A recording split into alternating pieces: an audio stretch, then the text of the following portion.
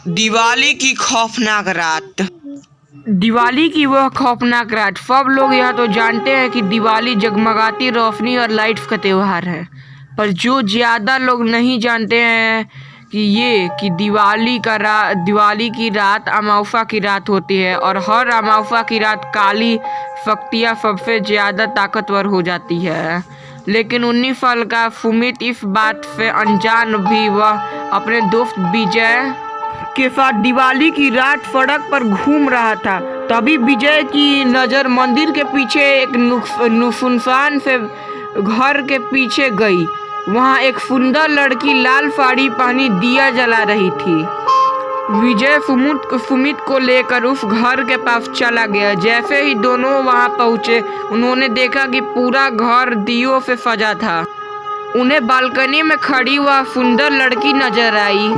उसने बड़ी मन लुभाने वाली मुस्कान देकर उन दोनों को अंदर बुलाने का इशारा किया।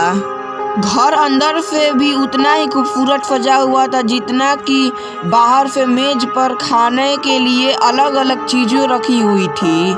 फुगिद मेज से एक लड्डू उठाकर खाने लगा, पर उसके हाथ से गलती से यह नीचे गिर गया। जैसे वो सुमित लड्डू उठाने के लिए नीचे झुका, उसने देखा कि मेज के नीचे एक भयानक काली परछाई थी जो सुमित को देखते ही कहीं गायब हो गई।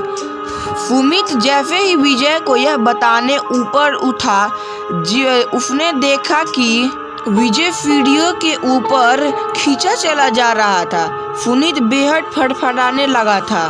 फिर अचानक घर में पायल की आवाज़ें आने लगी, जैसे कि कोई लड़की एक कमरे से दूसरे कमरे में जा रही हो।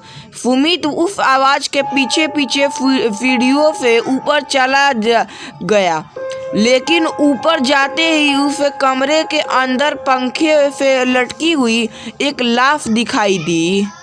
उस लाश का चेहरा देखकर बुरी तरह कांपने लगा, क्योंकि वो किसी और की नहीं बल्कि विजय की थी लाश थी। सुमित डरते डरते पीछे मुड़ा तो उसके ठीक सामने वही सुंदर लड़की खड़ी थी और उसे देखकर मुस्कुरा रही थी। पर उस बार सुमित को वह मुस्कुराहट मन लुभाने वाली नहीं बल्कि बेहद डरावनी लग रही थी। अचानक घर की सारी लाइट बंद हो गई और वह धीरे धीरे एक खंडहर में बदल गया। वह लड़की अब भी सुमित को देखकर मुस्कुरा रही थी। अचानक लाल साड़ी पहनी हुई उस लड़की के बाल सफ़ेद और लंबे होने लगे और आंखें एकदम लाल पड़ गई और चेहरा एकदम डरावना हो गया था। सुमित उसे देखकर एकदम सूखा पड़ गया था। वह लड़की हाथ में चाकू लिए सुमित की तरफ बढ़ रही थी। सुमित ने किसी तरह अपना होश संभाला और बिना कुछ सोचे सीधा घर से बाहर भागा, लेकिन वह लड़की अभी भी सुमित के पीछे पीछे आ रही थी। वह लड़की सुमित को मारने के लिए अपना हाथ उसकी तरफ बढ़ाया, लेकिन सुमित तब तक बाहर निकल गया था। उसने जल्दी से घर का दरवाजा बाहर से बंद कर लिया। वह लड़की उस दरवाजे को अंदर से बहुत ही तेजी से ठोक रही थी, लेकिन अचानक ठोकने की आवाज़ बंद हो गई और फिर सुमित को उस लड़की की चीखने की आवाज़ सुनाई देने लगी, जैसे वह उस घर के अंदर कैद हो गई हो। सुमित वहाँ से जल्दी से निकला और अपने घर जाकर चुपचाप सो गया। अगले दिन सुबह जब सुमित उठा तो उसकी माँ ने बताया कि उसका दोस्त विजय कल रात से लापता है।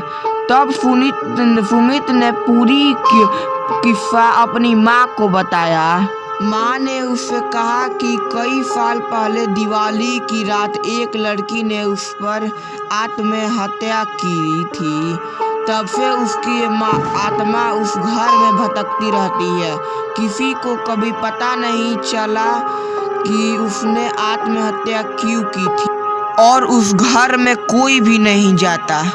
यह बात सुनकर सुमित पूरी तरह से हिल गया था।